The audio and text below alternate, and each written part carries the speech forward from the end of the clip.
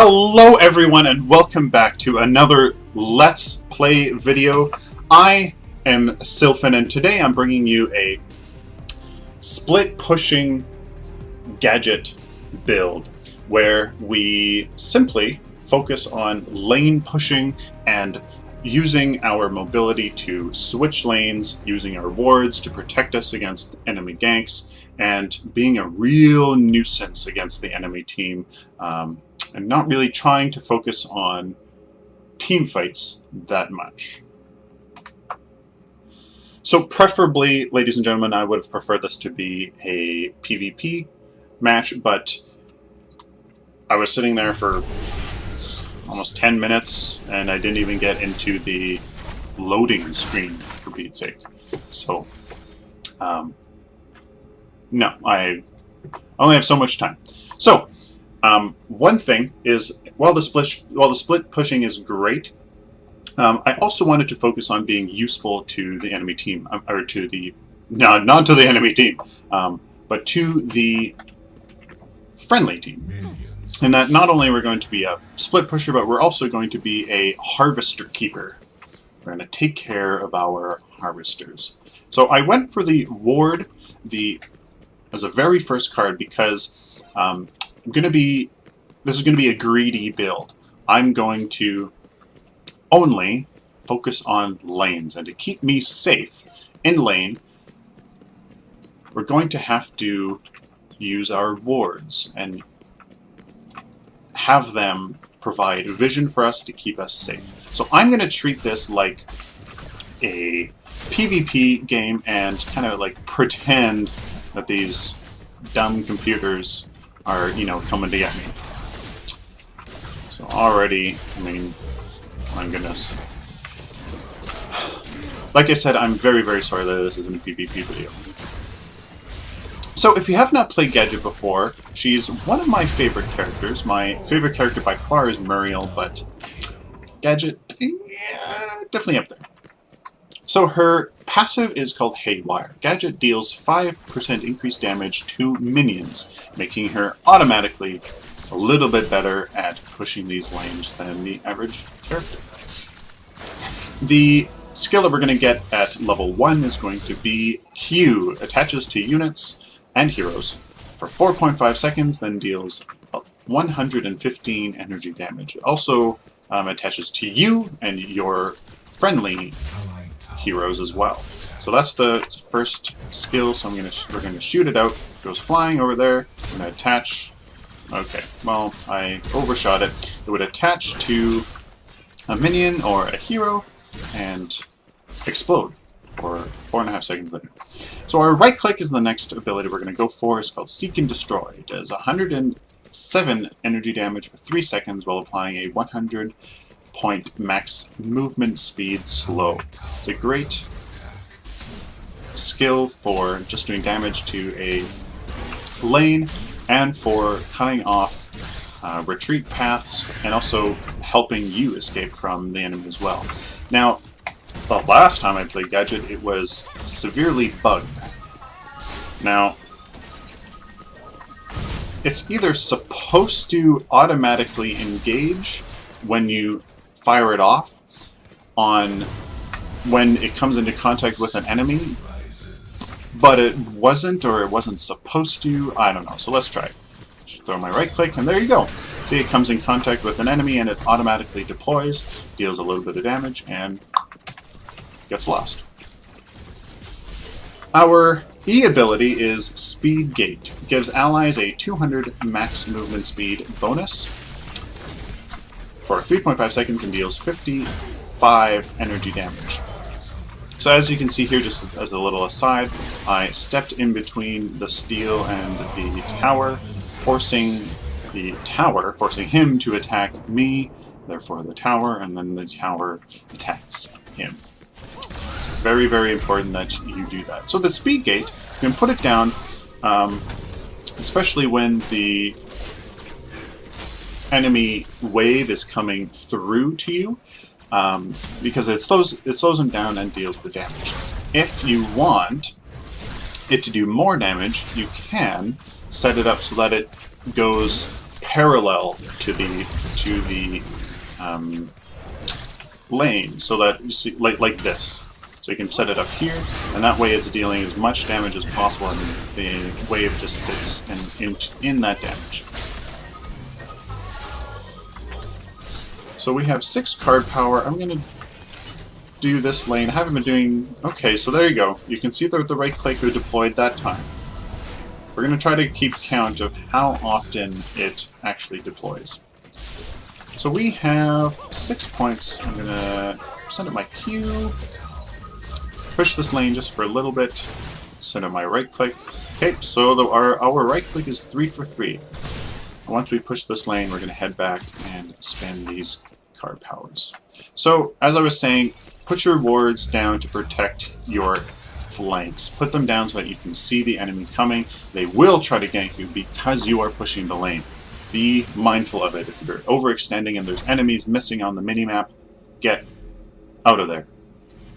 So I'm going to be a little bit strange here. I'm not going to upgrade this. I'm going to get the key. So we're going to go see what harvesters are not put down, and we're going to go take care of that. We are the harvester keepers. We are trying to be as helpful to the team as possible by A, split pushing, and B, taking care of the harvesters. Because we are not contributing to the team fights, hopefully, what is this Severon doing? My goodness. I'm just going to stand on this harvester, hopefully. Do that. Her ultimate. So her ultimate is called Tesla Dome. Deals 518 energy damage over 6 seconds to all enemies in the area. So here I'm going to go all out on this Sevrog, and you can see the dome in effect. You can see that we're in a little dome here. It actually does quite a bit of damage. 518 energy damage over 6 seconds to all enemies. It's a really good AoE spell. Once you start getting up that energy damage, it is a force to be reckoned with. In a team fight, that's what I would contribute to the team fight the most. I mean, it does a ton of damage. So here we're going to cut off this Muriel. I'm going to upgrade my Q first. Throw it out on the Muriel. Oh, my right click missed. I'm going to put the speed gate behind so that she's slowed and our steal is made quick. I'm going to try to get in between this Muriel and our Richter to absorb some impacts for him. And there we go. So normally in PvP, players would not dive into your jungle that much. It's really silly. Just try to focus on the build here. So I'm going to put another ward right up here. So now I have 2 wards protecting my flanks. Should keep me a little bit safe from the enemy team. So as you can see, we're having a bit of mana issues. I will probably get a mana potion when we are back. So here is a good situation where there is no enemies on the minimap. We're pushing this, so we see 1 now. I personally would leave right now. So this lane is pushing. I'm going to leave. As in a normal game, the enemy would be ganking me for sure. So I'm going to leave, get the 6 card power. So now we can start upgrading our cards a bit. So I'm going to go for this. I mean, really, it doesn't matter. Both just do energy and energy damage. So we're going to get a cast and a mana. Just that 1 mana upgrade per card, just to keep our sustain in lane a little bit more pronounced. So I'm going to go into this right lane, try to push this a little bit. You will meet enemy heroes in lane, of course. So, I mean, you will be doing damage to the heroes. Use your wards. They are your lifesavers. They will keep the enemy on their toes, because if they notice that you're always having your wards down, I mean, they're going to be a little bit less incentivized to try to attack you, just because they know you just keep running away. So at some point they will, a little bit, be hesitant to try to come after you. So here, this Muriel, I'm going to try to block her path a little bit. We're going to dive in on her, send up my E, give the speed gate, try to slow her down, do some damage. Taking quite a bit of damage here. I'm following her. I'm going to chase her down, finish her off. So the steal, again, guys, in a PvP game, this would not happen. I'm going to be a douche and not help out my team there. We could very much be jungling. I thought these were the camps, but they weren't. They were lane minions. Interesting. I didn't know that the lane minions went that far. So our left lane's getting pushed. I should probably change the lanes. It looks like our... I'm going to ping defend left lane. So here we go. We have a enemy harvester. We're going to take care of it and claim it for our own. So as you can see, I mean, we had a bit of a team fight, and we pushed this lane a little bit. Our mana is doing okay. We're at half mana here. I'm going to put down a speed gate. Use a few more skills here just to speed this up. Claim this harvester. And try to maybe poke down this decker that's coming in from the right. So I'm going to do our speed gate. Our auto attack, not really something we want to focus on, just because we want to get our abilities to the point where we can really just use one Q and the wave is gone, so that our efficiency is increased, so we can stay in lane longer. So I'm always a little bit confused as to what exactly I could be doing while I'm waiting for the harvester to that window between destroying a harvester and when you can place your own harvester down. I'm always a little bit confused. I suppose that you could go kill the harvester and then help out your lane first, and then go back and place the harvester. So I'm going to go and our right lane is getting pushed fairly well. I'm going to go get this harvester, do that part of my job, and then rotate mid.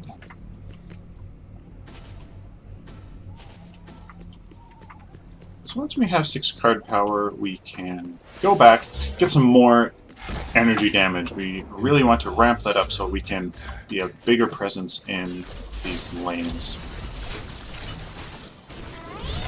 So in terms of mana cost, our right click is a little bit less than our others, but it's overall fairly good. So getting 1 or 2 mana upgrades, or I mean, using cards that with only mana on them will certainly be useful. So right here, I'm going to place a ward over there, because somebody would definitely try to be rotating mid to get me. I'm not even going to bother damaging this Severog, just to imitate a PvP match as much as possible. So our Q, 250 energy damage, a fair amount to in our lane here. So now that our mid's getting this lane's getting pushed, I'm going to put my ward down. Yeah, this tower is dead, so I'm going to make sure that it's going to go down. We have these power. So right now I'd be very, very hesitant to be doing this in a PvP game, but I have 2 wards, so I'm going to take that risk. I'm going to kill this tower and then get out of here. You can also see all the enemies on the map, so that is okay. I'm going to rotate left, right, and rotate right. I should actually probably maybe have stayed in that lane, but no, that would have been a bad idea. The enemy could have easily collapsed on me and taken me out. We have no wards left. Coming over here on this Decker is going to be a little bit risky, but what I can do is I can place my ultimate down, force her to kind of go back a little bit, put down my Q. I should have put it on her, but wasn't the best ultimate placement. I'm going to follow her, hopefully try to take her out. Let's see how this goes.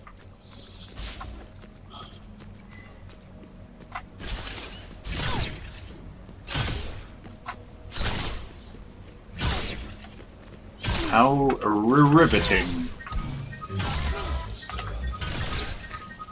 How much damage? 272. It's basically a death wish. I mean, when the enemy realizes that they're stuck with one of your sticky mines, it's really kind of game over at some point. So this is going to take a little while, just because we have limited mana. We want to make sure that all of our harvesters are doing well. I can see that who is that? It's so hard to see. Richter is taking the middle harvester, so now we are all good for harvesters.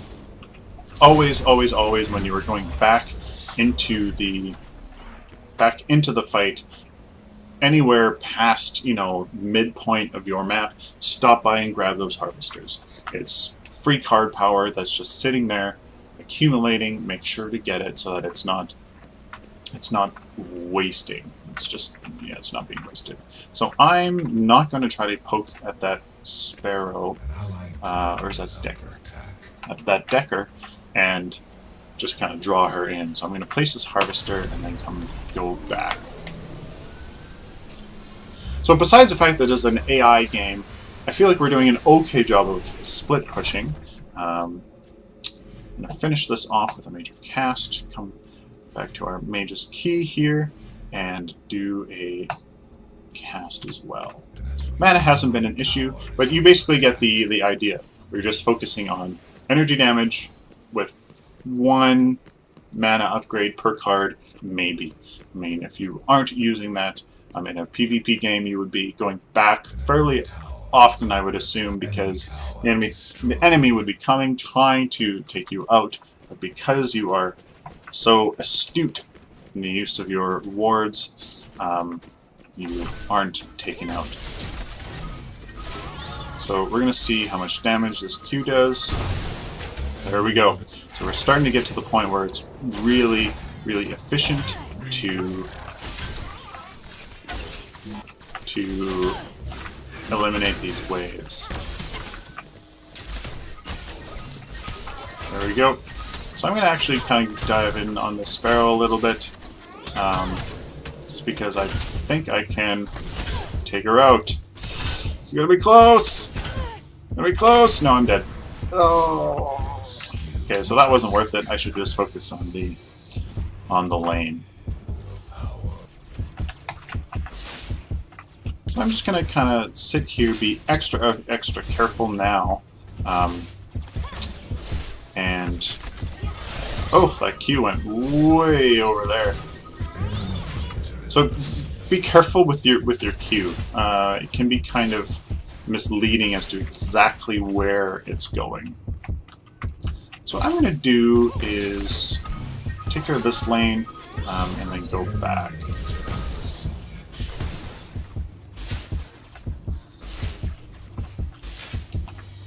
There. So at this point, you can see that we have a fairly large wave going on here. This is a perfect time to rotate, because this big group of minions will go straight to the enemy tower and just sweep by all of the enemy waves and push that lane right to the tower, which is exactly what you want. And in that time, you can swing back, so you can swing by to another lane and do the same thing there. Like I said earlier, always swing by your harvesters and get them. I would probably argue that getting a harvester with this limited power, probably not worth it, but we are on this way anyways. So here's a good example of where you can put the Q on yourself. Obviously it doesn't do damage, but it's a good kind of way to be a walking bomb, really. Really interesting mechanic there that Epic Games has put on the Q. So, just like I said, run by, grab the harvester. Harvesters, get that power for your team. So mid lane's doing fine, the right lane's doing quite well. That's going to have to be pushed, but looks like our Twin Blast is doing just that. That harvester's fine, so I'm going to poke at the steel. And do this. Use my gate to run away. And we're safe. I'm going to throw out the R.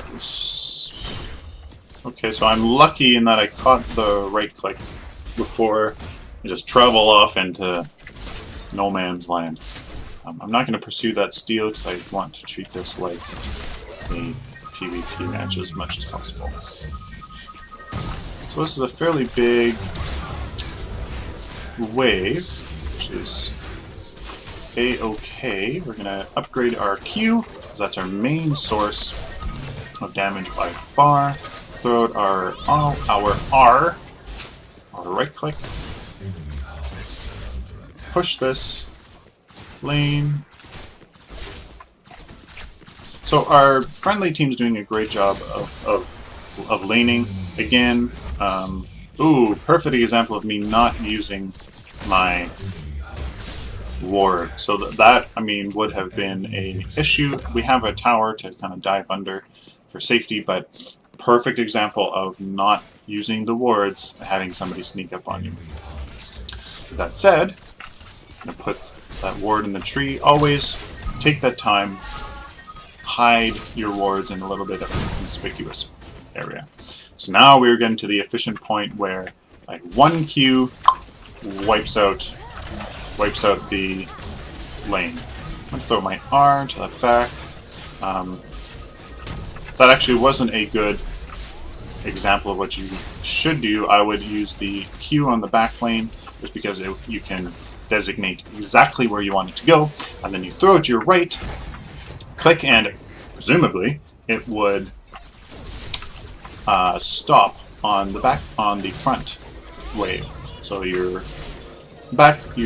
Q takes care of the back lane while your minions and your right click take care of the minions in the front of the wave. So I have one ward keeping me safe there, always watching, always watching the mini-map. It's very, very important that you keep your eye on what your mini-map is doing.